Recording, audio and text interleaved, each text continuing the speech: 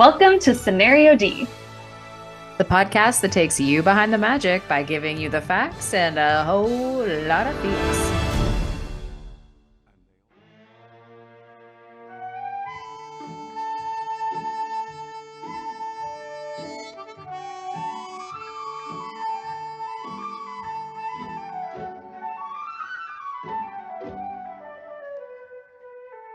I'm Lish. And I'm Kirbs. And this week, we're exploring what happens to the unlikeliest of friends, the fox and the hound. Honestly, it's kind of like us when we first met at Staples. Like, who knew we'd be besties now? True, although I'm very glad neither of us had to go up against that bear.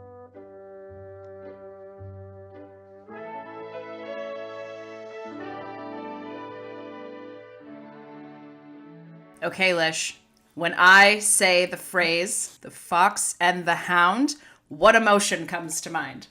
Oh, just overwhelming sadness. Everything sadness. about that movie is so sad. I thought that I liked it more than I did, but it was too sad. It was too sad. No. I must be touched by an angel. The thing that I think of is funny and joy.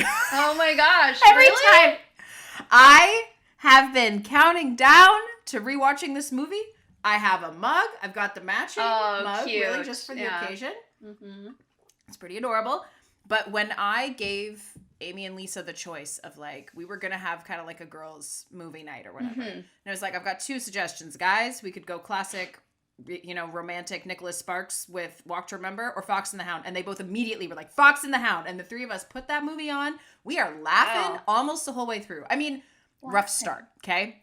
Todd's mom running through the brush in the fog and then leaving him there, the gunshot. That's horrible, okay? That's terrible. But then we're laughing. Big Mama, hilarious. Binky and Boomer, hilarious. The Caterpillar, hilarious. I'm gonna be honest. Half the things Chief says. I don't think I cracked a smile this entire movie. I don't find any of that stuff funny.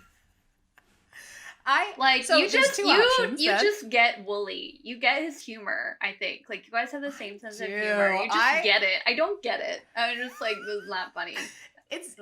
I mean, I do. Maybe I'm a Wooly gal. I don't know, but I have always liked this movie. And part of it is because Amy and Lisa had the VHS. So growing up, a lot of sleepovers, I would ask to watch this one. And we all have this very fond memory of my Uncle Ralph, so their dad, making us popcorn right at the start of the movie. We hear it popping away. They had an old popcorn maker. Oh, love that. Kind of like what you had when we lived together. Where you're just actually spitting out. Yeah. Kernels instead of putting in the microwave, and he brought us this bowl. Okay, so Todd's mom is running through the fog, and we're like, she's gonna die, but it's gonna get funny. He comes in with this bowl and says, here you go, girls, have some popcorn. It is a bowl of melted butter with some popcorn kernels floating in it, and it was the best popcorn I've ever had in my Uncle life. Ralph. That sounds delicious. It was so good, and we think of this in conjunction now with Fox and the Hound. They are combined. Did you make this popcorn when you watched it? We did not. What? We did not. Honestly, we didn't have popcorn kernels, and the work go get them to recreate that. And Lisa probably would have said no. She would have been like, "I'm 9 months pregnant. I'm not having that right now." And I'm like, "That's totally I hope that's all I'm eating if I'm ever 9 months pregnant. Is just extra buttery popcorn. Just a bowl of butter with some popcorn kernels. Yeah, absolutely. I think, this is one of those movies that when I ask a lot of people about it, there's a huge percentage of people who have never seen it. It's definitely an under the radar one for sure. Right. Or it's people like me that have very positive feelings of, I watched it a lot as a kid, or I always really loved, that's that Best of Friends song. Or remember when you did that assignment where you had to list 100 songs that were sung by Black artists? Yes. And there was a list of ones you couldn't talk about, which is essentially every Janet or Michael Jackson single. Yeah, all the famous ones. Yeah. All the famous ones. And remember, we started going through the back catalog of Disney songs, and I was like, Best of Friends, Pearl Bailey. Yeah, that's a good one. Those are the types of memories I have associated with this movie. And they're all oddball, quirky associations, but they're all so positive. So rewatching it, is it sad? Does your word of loneliness make sense? Yes. Yes. It's arguably a theme of the film. Yes. However, I don't experience that while watching this movie. So something is clearly either wrong with me or with you. I'm going to guess that in this instance, it is indeed me. I mean, I think that just, like, the nostalgia and, like, the fact that you get Wooly Reitherman's, you know, humor is probably the difference maker here. I definitely watched this as a kid as well, and I remember liking it, and I was excited to watch it again. For me, it didn't hold up so much. I was mostly sad and bored. Those were, like, the two main emotions that I was feeling while watching it. Yeah, which are not my two favorite things to feel. I mean, you just experienced what I experienced for most of the movies we've watched so far this season. Exactly. We're coming into Kirbs country, all right? We are really starting to turn that dial up on the enjoyment scale for me. Mm-hmm. We started with Aristocats. Mm-hmm. Kept it going with Rescuers. We're now here in Fox and the Hound Town, and we are gonna just keep riding that train. I'm the opposite. All the way up to the end on the way, on the way down. But what can you do? On the way down. Ryan Cabrera, great song. I mean, arguable on the great, but it is a song. What are you talking about? Sorry, just before you continue, On the Way Down by Ryan Puka shell wearing Cabrera. Oh, I can just see the spiky hair and the plaid. And like, oh my god, it's so bad. Ashley Simpson in the music video as the waitress at the beach cafe. Oh, man. Okay, but was it? I don't want to hear from anybody. Blonde Ashley Simpson or like brunette Ashley Simpson? Because those are two different people. I think it was blonde. Okay. I think it was blonde. Yep. And, you know, he had that song, True. Oh, my goodness. I don't want to hear any sass from you about Ryan Cabrera On the Way Down. That is a early 2000s banger. Oh, yeah. Okay, and fine. I am submitting that to the court as hard evidence. Like, cannot be disputed. Yeah. Yes. Speaking of hot messes, so the Disney animation era at this point is, you know, it's definitely a hot mess. As we've been escalating through this season, we're kind of like reaching that pressure cooking boiling point where everybody is just old and dying or retiring, or we're just, you know, that's just, they're old. They're not doing it anymore. We are in what I will call the Ron Miller era of Disney animation, which is a real short era, but it's not a good one. It's where we are. I just want to note again, I know we talked about him in the Rescuers episode, but he is really coming from a producing background. He is not providing the studio with a solid creative leadership that was really needed. We still don't really have anybody doing that. And then the Disney executive team is still very much focused on other things. Like Disney Animation Studios, they're not really giving them the time, energy, or money that they need to thrive. They're kind of just like this little kid that's over in the corner doing their thing. They put out like a movie every couple of years now. Like that has even toned down. And, you know, it's probably not going to make its money back. It's probably not going to be good. Nobody seems to care. That's kind of what's going on right now. This sounds like when you get those number ratings on a report card where it's like, I never got this. I feel like I need to clarify. I always got 4s, all right? It was 4s across the board. But it'd be like, Kirbs is having a tough time socializing. And then you have a parent-teacher conference, and the parents go, well, what are you doing to help her? And they go, oh, we're putting her in the corner by herself. Like we're we're just gonna leave her. Seems to want to be. You know what? She'll figure it out, and if she doesn't, she'll make it or she doesn't. It doesn't matter. It doesn't matter. They're just whatever. We don't care. You know, we don't care about her. Nobody seems to care except for poor Ron Miller, who's, you know, he's trying his hardest. I do give him a lot of credit for really taking an initiative to find young talent, to work with Eric Larson, as we mentioned in a lot of the episodes in the season last, to train this talent. But what I think was missing was the integration of this young talent into a solid team working with the few older gents that were still around. Like there was definitely a lot of friction and tension that we'll kind of get into that happened throughout this episode and led to, you know, a lot of drama going on around this like era kind of like Disney. An us versus them a little bit kind of thing. Where like Nine Old Men style animators are looking at the new younger graduates from CalArts or whatever and being like, yeah, and like, and everybody that's coming up fresh, like these are guys that really grew up on Disney animation in the like golden age or the silver age, and they're just like wanting to make Cinderella again, or like, you know, Sleeping Beauty was amazing, but it's just like the budgets aren't there, like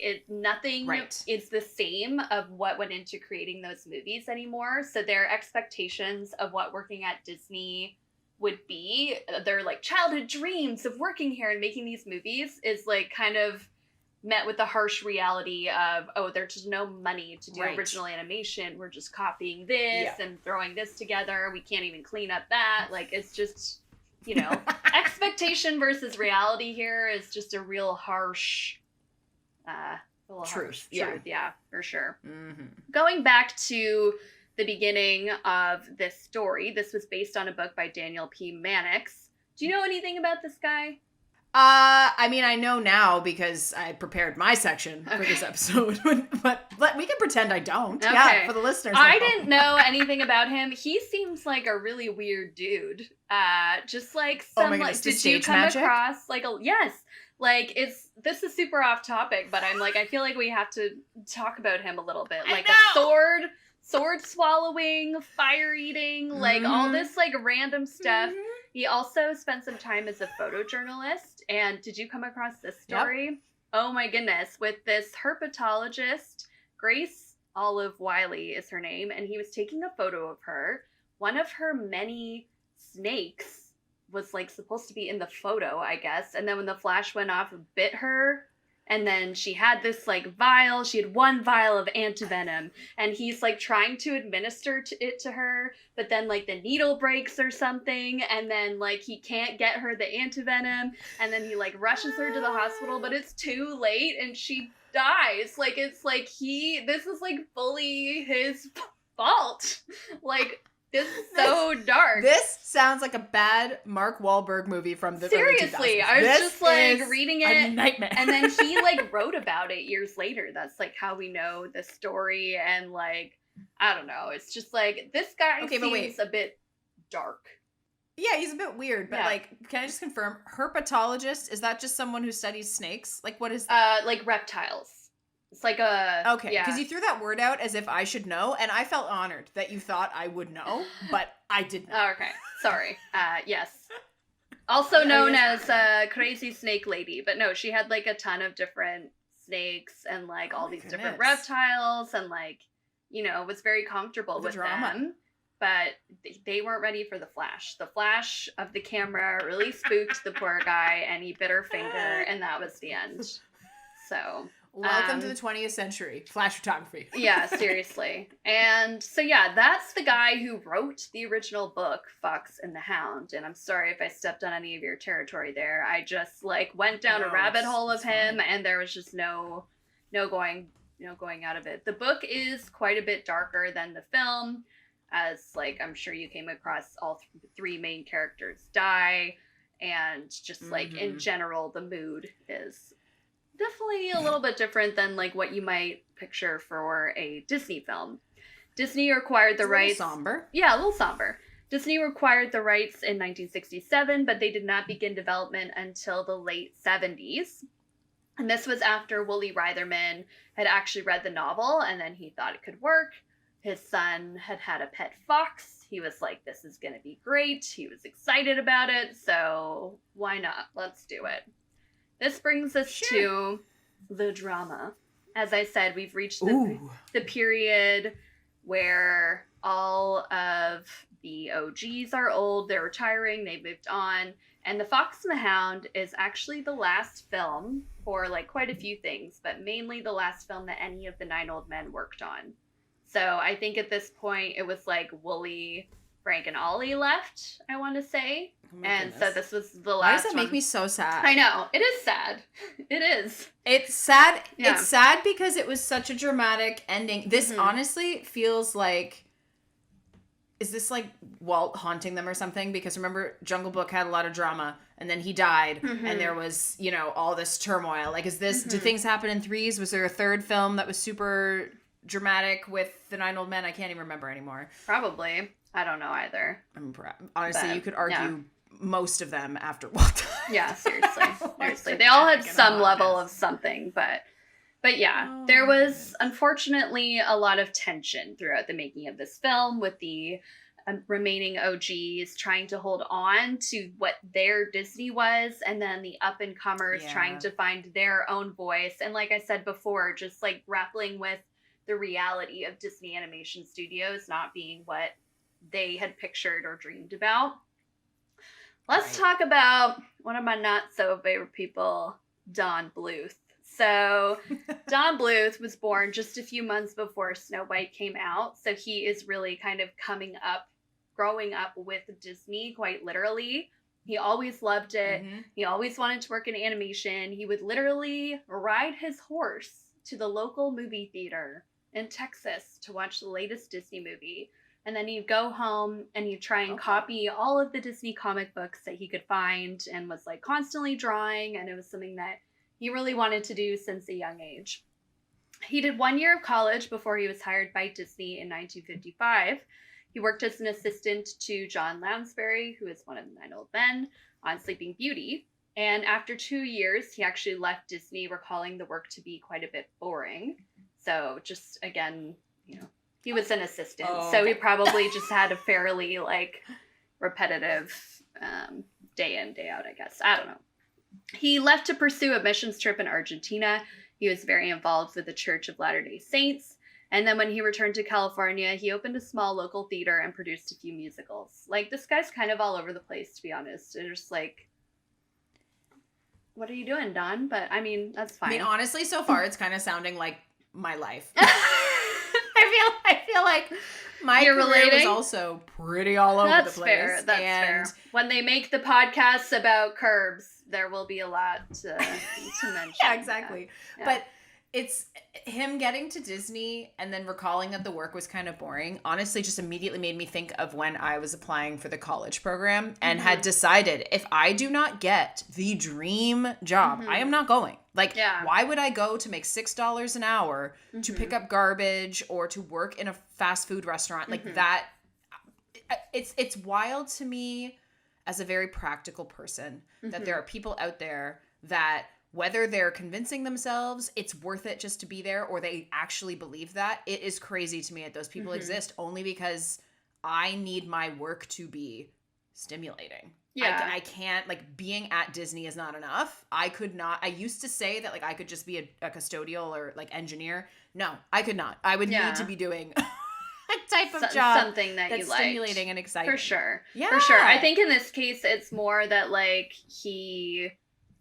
he was probably kind of stuck in not moving up because of the time period, that Sleeping Beauty time period. Right. A lot of the OGs were still there. They've kind of claimed their space. We're still in the Walt days. Everything's kind of a well-oiled machine at that point in Disney. So it would have been hard, I think, to be somebody new then. There probably was not a ton of opportunity for showing what you got and really getting your name out there and moving up, which sounds like you're right, what he would have been looking for. So it's I get it. And it's also you do have to pay your dues in an industry like this. Yes, you start as somebody's assistant and you got to kind of do that for a bit and work up. Did he bounce too soon? I don't know, but it kind of worked out for him in the end. But anyway, he ended up finishing college with a degree in English literature, and then he went back to animation after that. He was working as a layout artist at Filmation, and he worked on shows like The Archie Show and Sabrina the Teenage Witch. So again, not quite an animator doing the layout drawings, but still kind of working in animation as he had wanted to do. After a few years, he did return to Disney, and he got a job as an animation trainee. So this would have been more where he could have thrived. This would have been the early 70s, where there's a big emphasis on finding younger talent and training them. So this, would have put him in a much better spot to succeed, move up, have other opportunities, which he did and took full advantage of. He worked on Robin Hood, Winnie the Pooh, and Tigger 2. And then he was promoted to be a directing animator on The Rescuers, which is essentially like overseeing a sequence. And then he was the animation director on Pete's Dragon for the animation for that. So he moved up very quickly. John. He was doing very well. This is what brings us to Fox and the Hound. Finally, we've reached our topic of the day. Blue started working on this project, but tensions were high pretty much from the start. Not just with him, but with a lot of these younger animators that were being trained up. He disagreed with a lot of the cost-cutting tactics and things that Reitherman was agreeing to, and was just overall very unhappy there.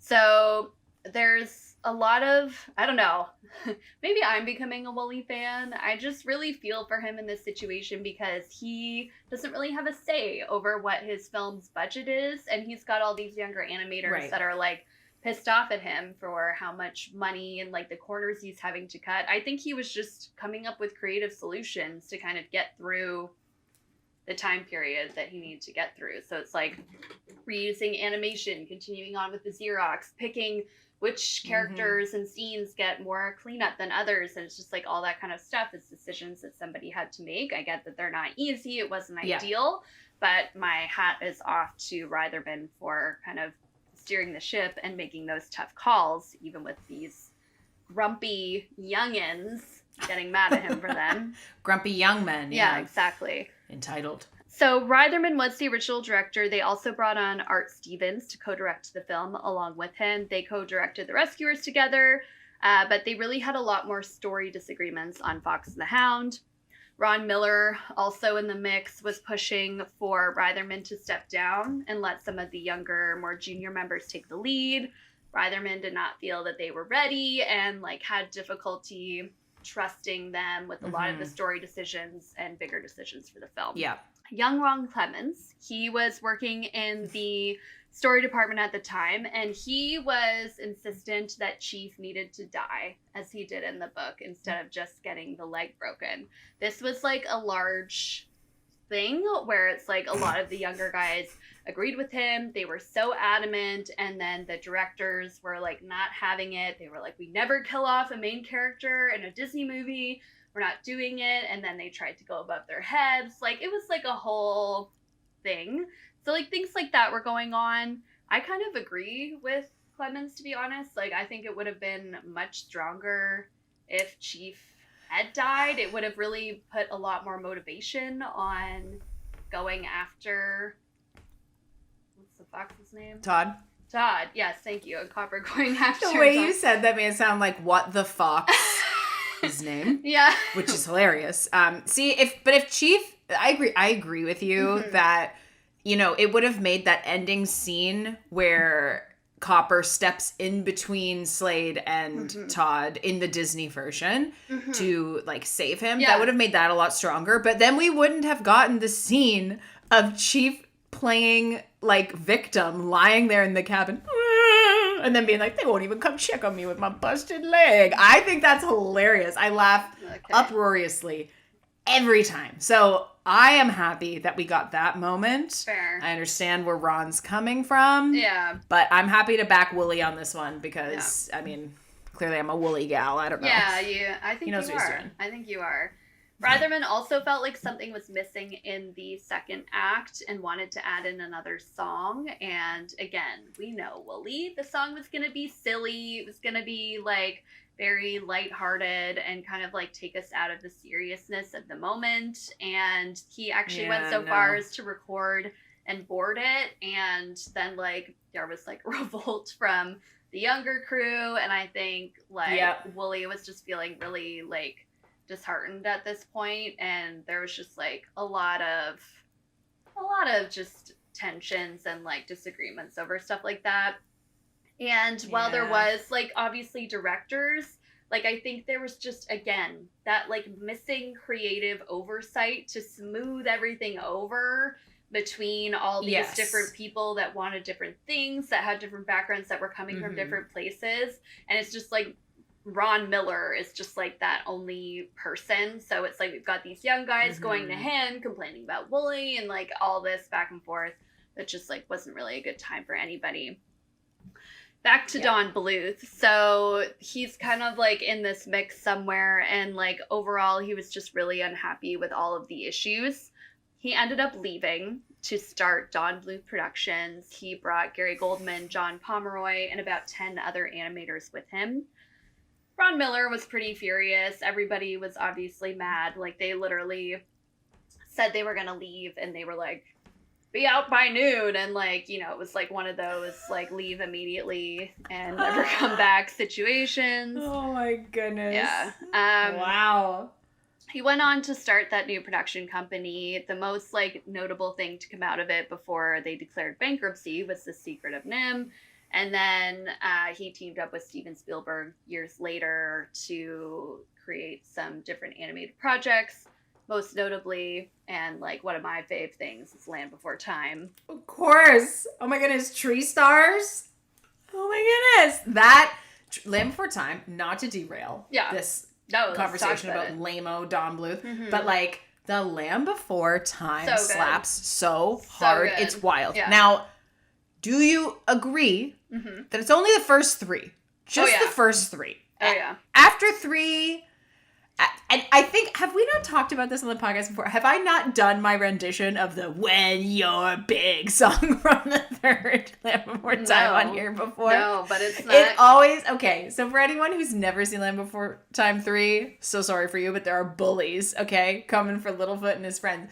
And the ringleader is like this kind of snub-nosed looking T-Rex style dinosaur. He's not a T-Rex because he's like eating plants, but he's got a long tail and a big flat head. And at one point he's singing a song about how when you're big you can push all the little ones around. And at the end he just kind of starts waving his hands in the air going, when you're big. And oh, wow.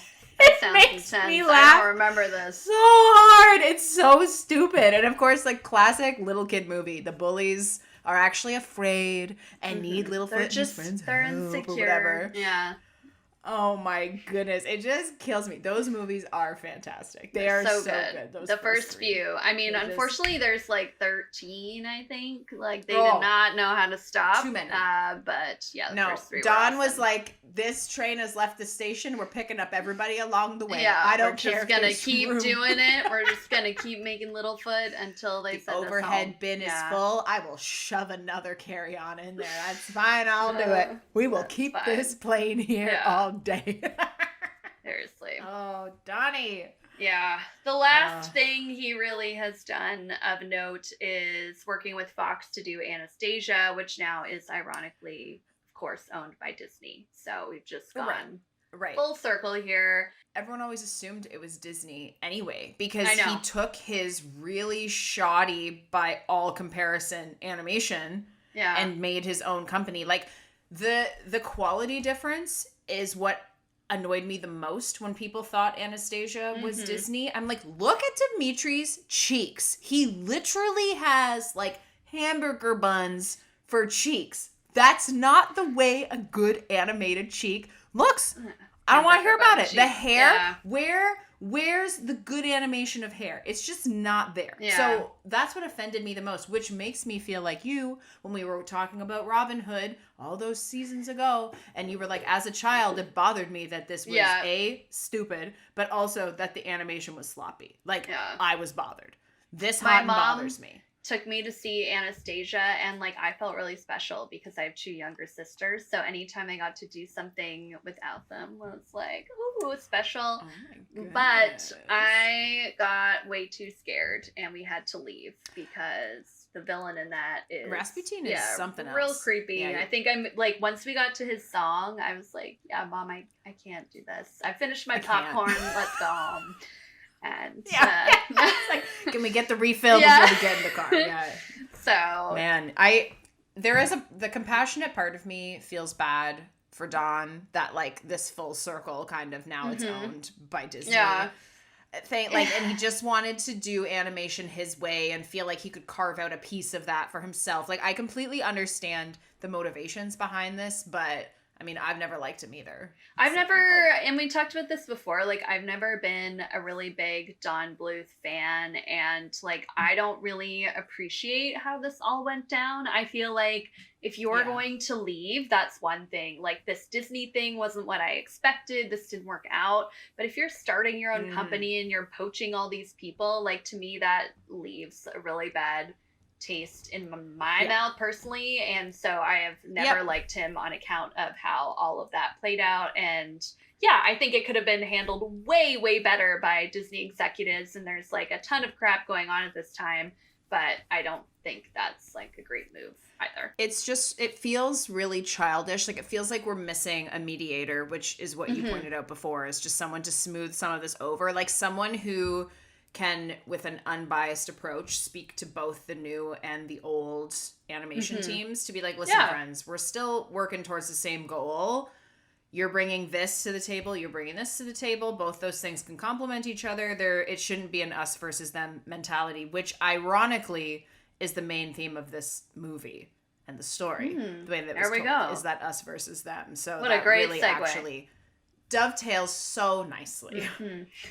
Now, before we dive in, to all of the segregation, the racism, the big divides that we've already kind of alluded to with the drama behind the scenes, I know it's so heavy that I thought I would start us off with a Kirbs' fun fact. Love it. Because the name Todd, spelled T-O-D, came from a Middle English word, Todd, T-O-D-D-E, which means fox. Wow. Whoa. So clever. How clever. Yes. Okay. And we see this species naming convention again in The Lion King. And I thought I would throw in that little reference to The Lion King just to provide a bright spot for you as the person who now has to listen to what I'm about to share. Because it's just, I mean, you said it right off the hop, okay?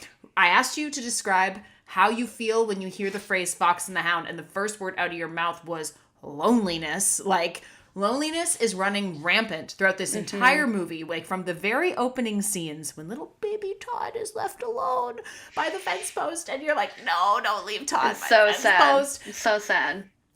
It's so sad, and he's so cute, though. Can we just for 1 second acknowledge how cute Todd and Copper are as bears? They're so cute. There's nothing I love more than like a baby animal. Like, adorable.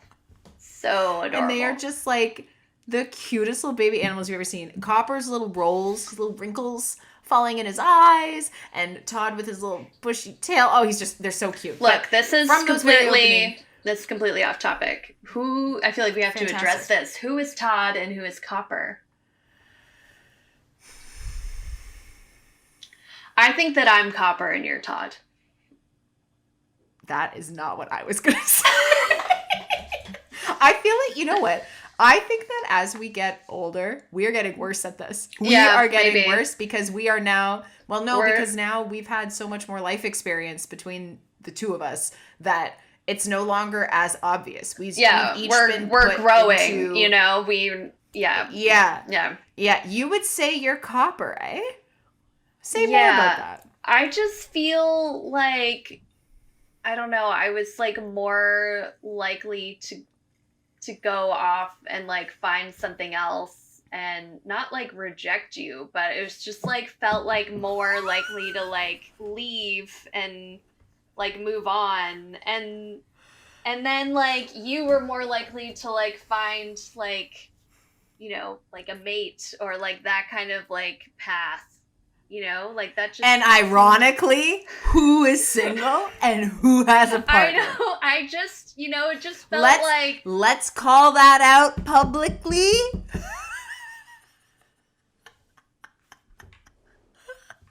I know what you're saying. It just, that's like what seemed like it made more sense to me. Todd is the more domesticated of the two. There was a time in our lives where of the two of us, I would have been more likely That's okay. I didn't think of it in that way, but yes. But like they both like live inside. Like they're both like kind of pets for the most part for a lot of the movie. We're gonna chat about it. I would like to come back to this question once we've had a chance to talk a little bit more. I jumped the gun. I'm so sorry. Their dynamic? Yeah. No. I think it's good to set the expectation that you might be wrong right here in this moment. And also to reveal to the listeners at home, all of our faithful listeners at home, that, you know, we're changing and growing. And sometimes we don't agree on who's who. Now, in a Cogsworth Lumiere situation, never a question, will never be a question. Todd and Copper, who's to say? You know what? It's not one I've thought through a lot. That was just more of my like gut instinct based on some gut reaction. You know? Yeah. Like, see, and I would have said that I was more Copper because I think that he is more committed to rules or structure. And I think that of the two of us, I am still the one who would tattle on the other one. Right. Like I care about rules and order and don't always think about why those rules or order were put in place, which is an important defining piece of this Todd Copper. You would find it easier to emotionally detach and do what needs to be done. Like, I felt like I might be able to do that easier than you, but maybe not. It's more about like, my job is to complete this task, so that I'm thinking about the task more than I'm thinking about the rest of it. Because who's to say that it was that easy for Copper to cut Todd off? Yeah. I don't know. Yeah. We're only seeing him acting as like a quote unquote soldier type of mentality. I mean, it didn't look easy, you know, and he had to like let him get off with the one, but then his other friend got hurt, and then you're in a tough situation there. So I get it. I get it. Let's dive in, Kirbs. I'm excited to hear what you've got to say about it.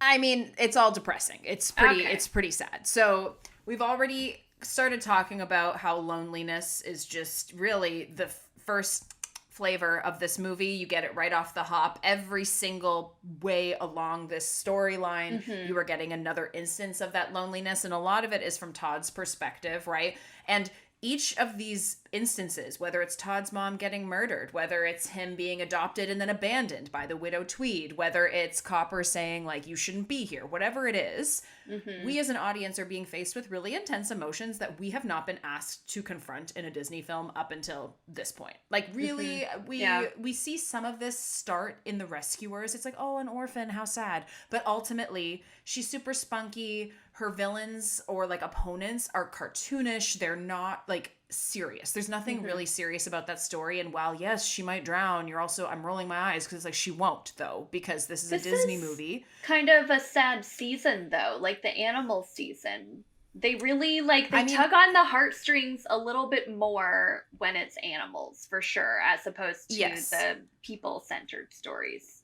Well, and I think it's because we as humans probably look at them as having less power than we do. And so it's like, oh, I would like to protect and care for you. The same way that like any story that's about kids often is more, you know, gut-wrenching than one that's about adults, right? And I mean, they're so cute to look at as well. So that also is pulling on our heartstrings a little bit. But one reviewer described Fox and the Hound as genuine juvenile shock, which I thought was a fantastic description of what it's like to be a kid watching a bunch of Disney movies, maybe in a row, maybe just over the course of your childhood, and then hitting this one because it's so vastly different than all the ones that came before. Like, it's super intense. There's real emotions. There's real heartbreak. There's scary bits. There's guns. There's blood. There's violence. There's a bear bigger than the state of Montana in the middle of this big kind of conflict at the end.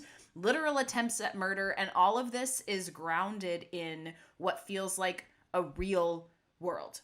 It's a real environment. It's like, yes, the animals are talking, but not to the humans, right? They're only talking amongst each other. When we hear Slade talking to Copper or Chief, they're growling and barking, right? Like it's not like Penny and Bernard and Bianca who are having a conversation, which again removes us then from the seriousness of what might have been happening. So the fact that there's no happy ending, really, it's like bittersweet, and everything is grounded in more or less reality makes this feel real in a way that we didn't experience before.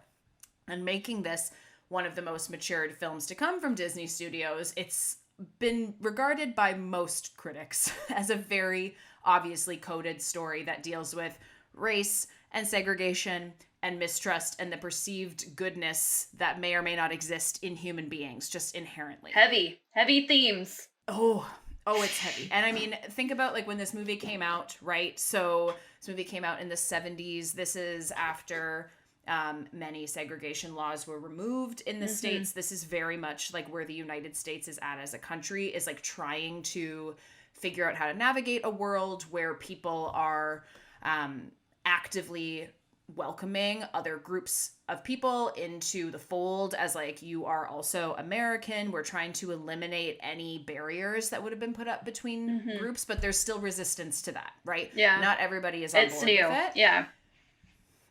Yeah, and this story is set against that backdrop of childlike innocence, right? Like when you're kids, you don't necessarily see what divides you from other people. You're just like, it's a friend, right? I just want a friend. I just want someone that I can play with.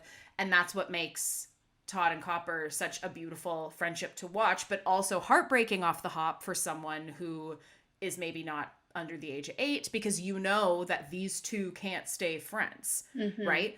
So I found a very, very detailed description of what some of this coding in this movie looks like, and it's from a deleted Reddit account, so like props to this person who no longer can really get real credit. I tried. Damn. No one come for me. I tried. But they go into this big description of how Todd can be seen as the black majority, Copper can be seen as someone who grew up as a white kid in a racist household, Amos Slade, the neighbor, is the KKK, and the big black bear is actually the Black Panther Party. So settle yourselves in. I'm gonna run through how all of these things kind of come together to paint this, tactile, sticky story. Can I ask before you go into this though? Do you feel like this was something that just sort of someone was able to pull from it, or that there was some intentional theming here? I think there was intentional theming because of what was happening in the States at the time this movie was being made. I think that in general, conversations around race and race relations, segregation, all of that was just what people were talking about. It was the cultural conversation of the day. And this particular reading of that kind of message popped up in a bunch of different places. So this is not, I'm crediting one deleted Reddit user, but this variations of this story, I saw many, many different places. So this is widely accepted as the kind of, story that is hidden not so deep in what they were doing with Fox and the Hound. Okay. So right off the hop, right? This is again, this idea that, why do I keep saying right off the hop? Can I apologize pre-apologies for saying right off the hop like 5 times so far? What is going on? I've never heard that before today. You've never heard that? Oh my goodness. We say it all the time. I have something else I had to ask you. What's that saying that you say all the time that I don't like that's from this movie? A phrase? Wait, what? A phrase from this movie that I say all the time? Land sakes? Land sakes! Yes, I literally never heard that. This movie. She says it in this movie, and like I had never heard it before in my life, and then recently I feel like you started saying it, and then it was in this movie, and I was like, "Did Kirbs? Is that and why you don't you like say it? I didn't know you didn't like it. I just think it's weird. Like I'm like, what does that even mean? And I had only heard you say it before, and then it was in this movie, and I was like, oh, that must be where Kirbs got that from. That was the biggest derailment ever. Please, I am shutting up now. Do your thing.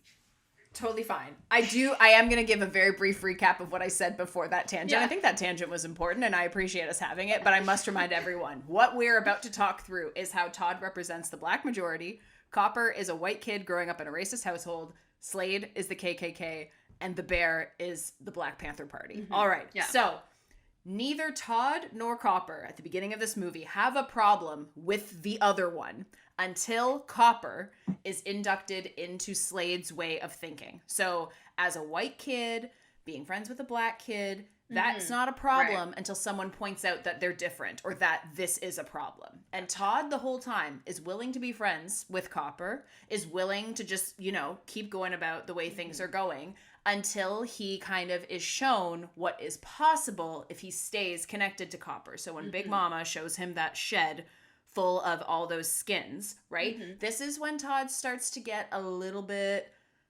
hesitant, right? He's starting to kind of understand that there might be a reason he wants to separate himself from this person, but he ultimately still sees Copper as a friend.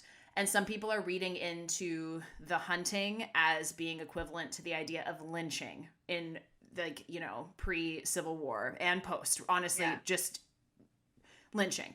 Yeah. So Copper, up until this point as well, so Copper is starting to get some of this, like, hurtful, harmful rhetoric from Slade and Chief around this time, right? But ultimately, he still cares for Todd, but now is trapped between not wanting to disappoint his family and not wanting to abandon his friend. And we start to see this play out through the lyrics in that Best of Friends song, which is the only song worth mentioning, which is why I'm throwing it in here now, just kind of as a freebie. It's that song quite is good. fantastic. Yeah.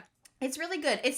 It's really upsetting because you know what's coming. Like, you know what's on the other side of that song. But, like, some of the lyrics, you know, saying, like, if only the world wouldn't get in the way, if only people would just let you play, talking about calling them fools because they're breaking all the rules. This is where we start to see now this separation starting to happen intentionally, mainly on Copper's side, where he's being pulled into a specific way of thinking, but even from Todd's. Todd's now looking at things with a bit more clarity, a bit more context, and it's a little tenuous.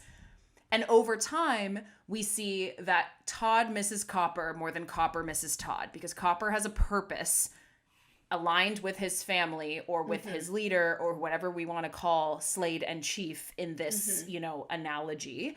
So Todd's on his own, lonely, sad, rejected. Copper thriving, finding his place, you know, learning how to be the quote-unquote best version of himself. When Todd accidentally hurts Chief after they are briefly reunited and Copper's like, this is probably not a good idea. This is when Copper kind of turns the corner and begins to believe all that harmful rhetoric that Chief and Slade have been saying this whole time. Todd's a pest. He's dangerous. He needs to be eliminated. Like, he's a problem, right? Right. And this is when Todd is also uprooted from his home and abandoned in an effort to keep him safe. But because he's not prepared for life in the wild, he's alone again. Yeah. He's scared again. And Poor he's guy. unprepared. That end fight then with the bear, this is where the Black Panther idea comes in. And full disclosure, I was like, I would love to see where we're going with this because I have very little context into the Black Panther kind of movement and what that meant. But the bear represents the Black Panther Party because the bear wants to protect itself and its home, which the Black Panther Party wanted to as well. They wanted to protect Black people and their rights, as they have every right to want to do. However, the Black Panther Party was known to get violent in the pursuit of that goal. The bear, wanting to defend himself and his home, is now turning on Todd, who is trying to stop the bear from achieving its goal of killing Amos, Slade, and Copper. So now we have nature turning on nature, which is not really supposed to happen. Like a fox and a bear, that type of bear, should not be fighting in the wild. No. Yeah, true. Todd ends up injured. So it's this kind of narrow-minded pursuit of the bear's own justice is why people are saying it's kind of a reflection of that Black Panther ideology and way of operating. And ultimately, Copper realizes that Todd still cares about him.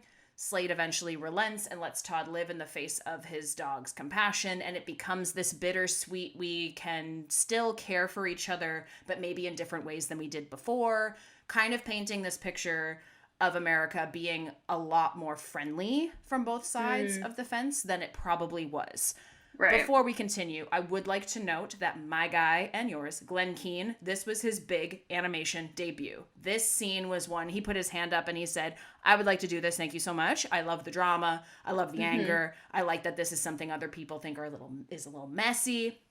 So he was inspired by the dinosaur battle from Fantasia in the 40s. And he created these storyboard sketches, and then he felt that they weren't quite dramatic enough, so he scrapped all those and did it again, reboarded the entire sequence, even kept a scale model of a bear skeleton by his easel for easy reference. So, like, that's why it's so realistic looking compared to some of the other features in this movie. He added in this mist from a waterfall. There's, like, a lot of brute force and strength is on display. It's amazing. And he did this scene with John Lasseter. This is one of John Lasseter's first animation projects at the studio as well.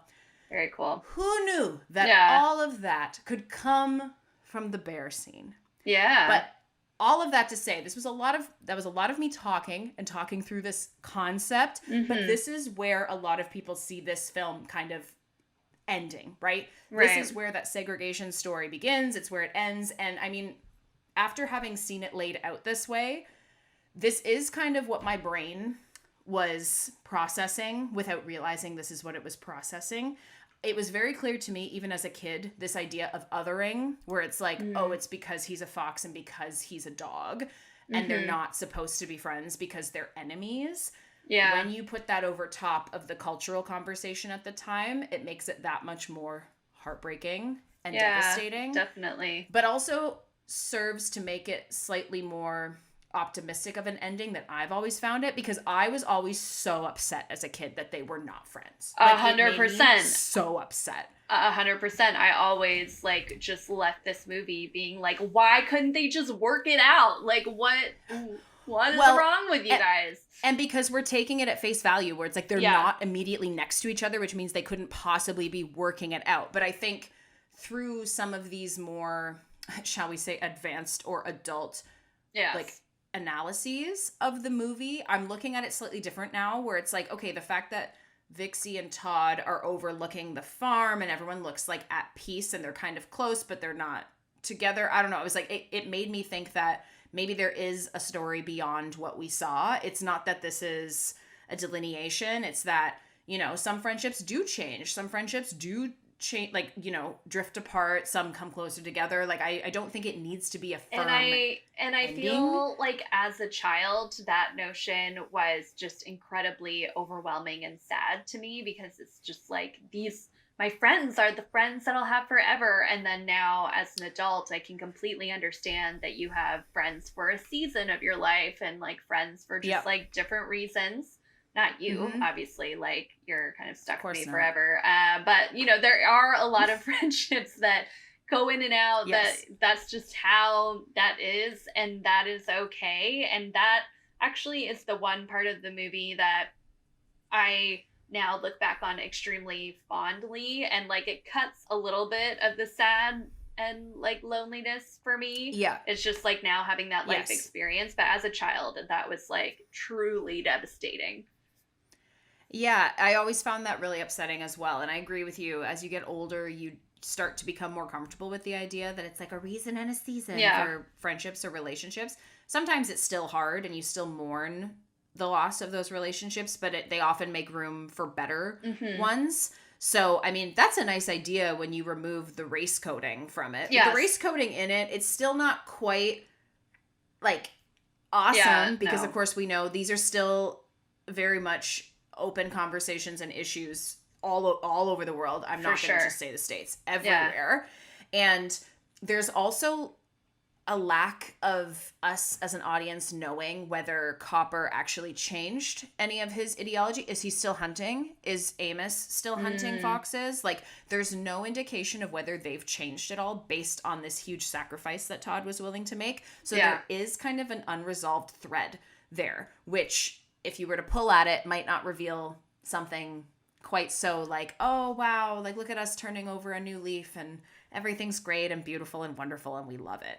And, you know, I think that also leads to another piece of tension within this movie that I experienced aggressively now as an adult, is this domestication of wild animals conversation where Widow Tweed takes in this poor baby fox and then dumps him with no skills out in the wild again. I was very hyper aware of that as well. Yes. Love it. Yeah. I know she thought that she was putting him somewhere safe because it's a sanctuary, but as we see, even through the way this film was put together, like the honey badger was like, get out. Like, this is not how this works. Figure it out. Yeah. The little porcupine scaring Todd half to death because he's just so earnest and spiky. And even like Vixie, God bless. I love Vixie. Shout out to my girl Vixie. I think she's amazing. She only able to meet Todd halfway because it's kind of like, okay, there are some things though that you just need to know as a fox. Yeah. Like, what? Like and I was shocked. I was shocked that there was not more like impact statements or conversation around this piece, because I know that it's a hot topic for a lot of people who love animals and conservation. Like, I follow a few accounts of people who take in like injured wildlife. So I'm talking possums, skunks. They have a couple foxes. They have like quote unquote normal pets. And there's a lot of people who give them a tough time. And these people are like, we are trained to help wildlife. Like, that's what we do.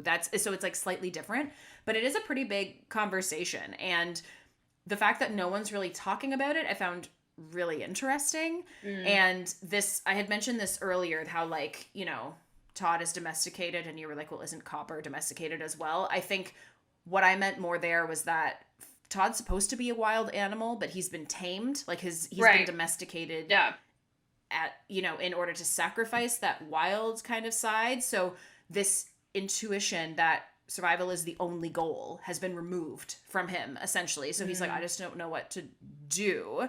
And in their natural kind of states, Todd as a wild animal and Copper as a pet, Todd should always be the carefree leader and Copper is more of a follower, which we kind of see when they're kids. And that speaks to how like dogs just kind of respond to people telling them, you're a good boy, you're so handsome, you did a good job. And for sure. Please tell me what else I should do.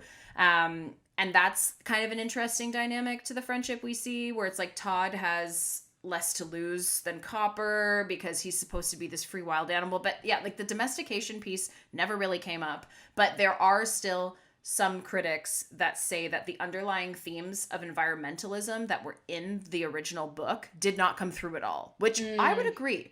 Yeah. There's not really a conversation about that. Bambi, when we talked about Bambi, that was like a huge piece of it, was kind of like how people treat the earth and what's going on. Yeah. And this original novel written by our crazy friend, Daniel Mannix, the sword-eating serpent lady killer, whatever, antidote non-giver. Yeah. Not intentionally. No, I'm not coming for you, Daniel, but just like, that's fumbled, a wild story. you know? It was just like a really, really bad fumble. Life-threatening fumble. Life-threatening, life-taking fumble, Life-taking fumble, Yeah.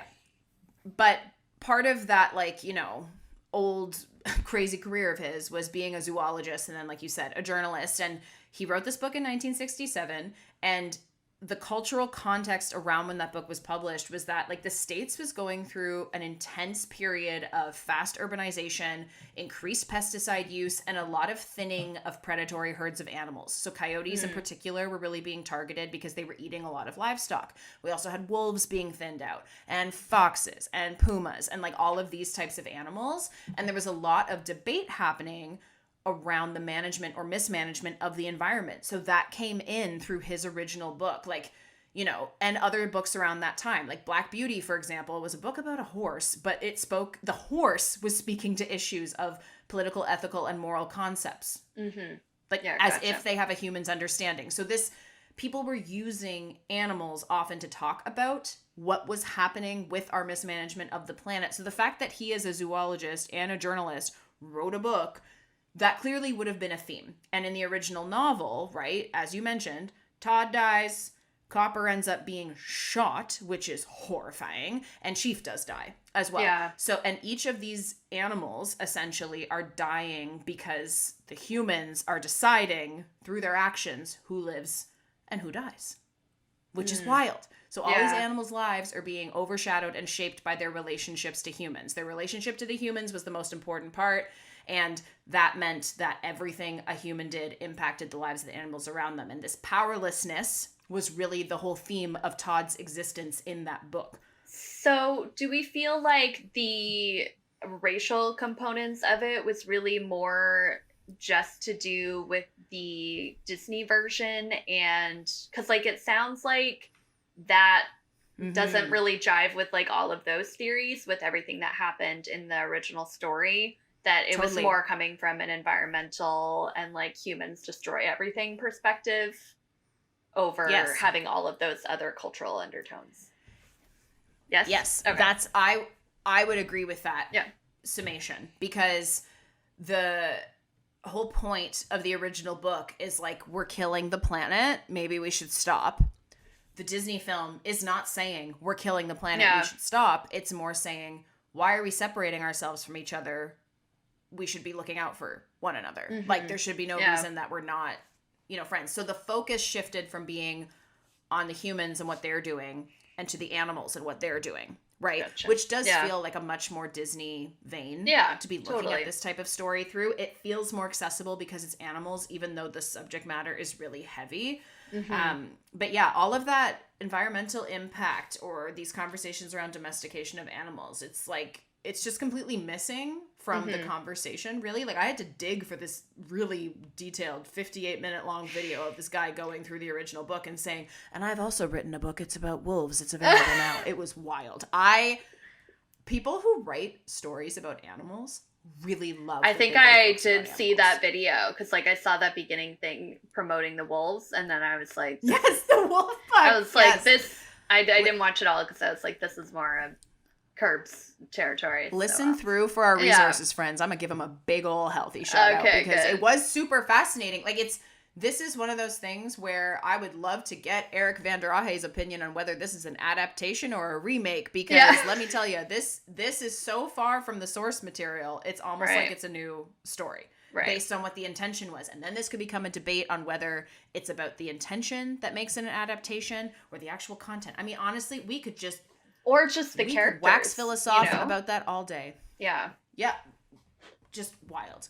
We will wrap up this very heavy and kind of crazy, dramatic behind the scenes and dramatic through the story conversation about Fox and the Hound with just two simple points. The first is that we must give them credit for giving female characters more power and agency in this movie. I know that most of them are animals. 2 of the 3 female characters are animals, but honestly, they slap. Big Mama, she's replacing a lot of those wise male characters we got in previous Disney movies, so like, good on her. She's amazing. Pearl Bailey, what a gift.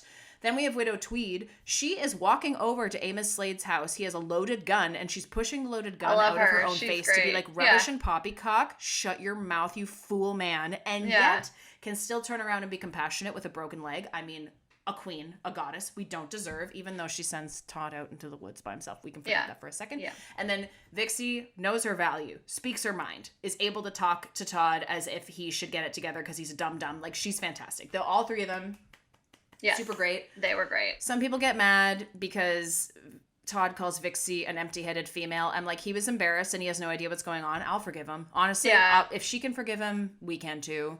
Yeah. And when this movie came out, people were excited. People were really excited. They were like, Disney's going to try some new stuff. They're going to do new things. It's going to be innovated, and it's going to be the debut of this new artistic kind of powerhouse talent. And guess what? It wasn't. No. It just wasn't. It did manage to still make some decent money during its original 1981 release, which is great. And that's saying something because it was the most expensive animated film made at the time. It cost about $12 million.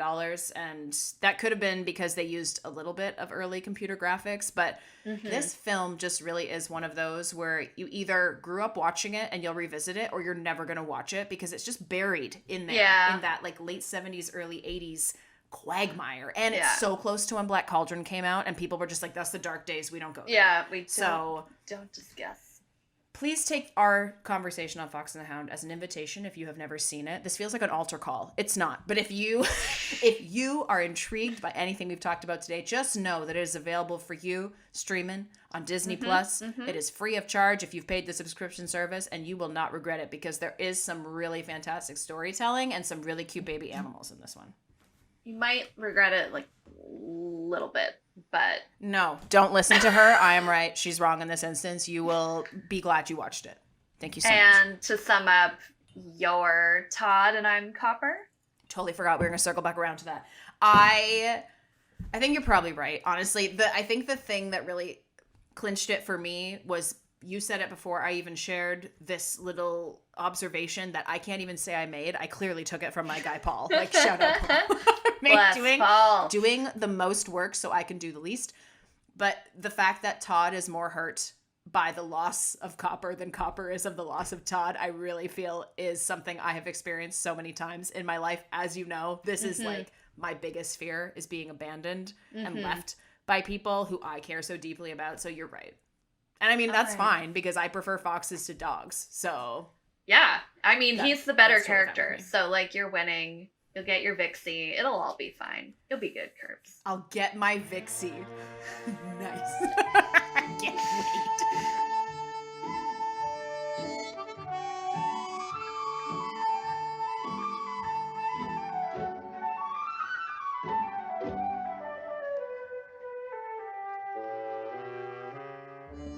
Well, Kirbs, I have quite a bit to apologize for. Let's just say I was a hot mess express during most of this episode. So my first apology, because there is more than one, it's going to go to you just for the multiple unnecessary interruptions. Like there was that who's Todd and who's Copper debacle, and then like the unnecessary land sakes interruption. So I'm just sorry. I derailed you and I feel terrible. Editing this, I was like, was I drunk? What is wrong with me?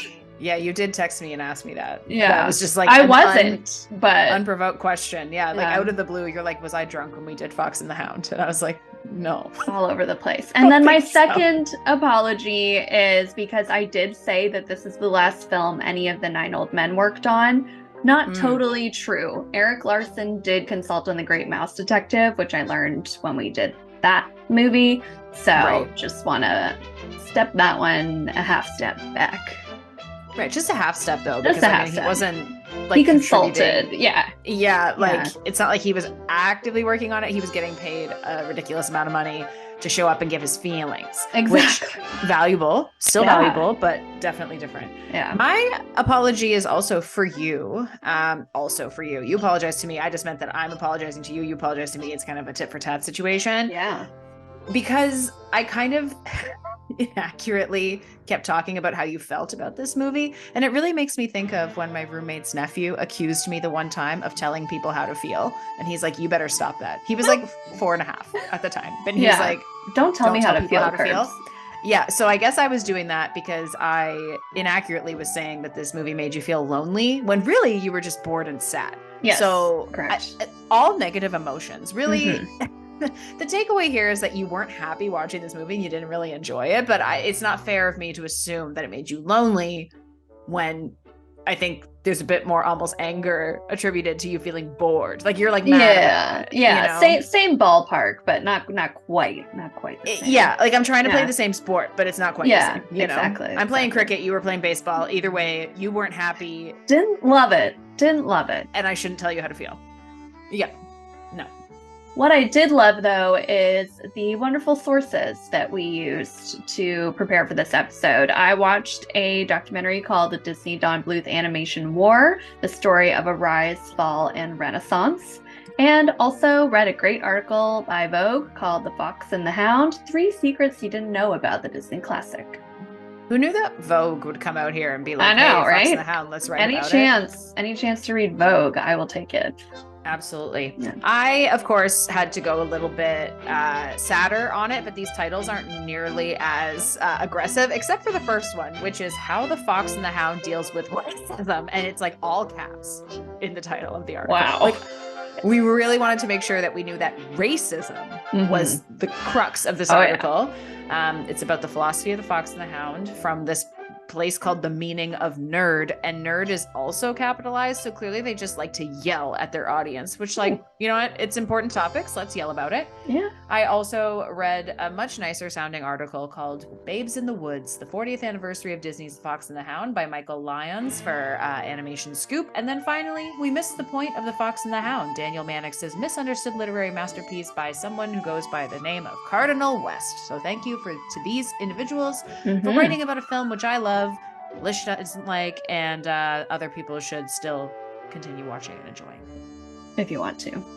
And if you're looking for more shenanigans like these, make sure to subscribe to the Scenario D podcast wherever you love to listen. Or better yet, why not rate us? Because those stars, they go a long way.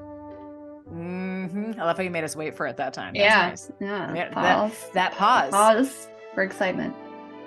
Goes a long way.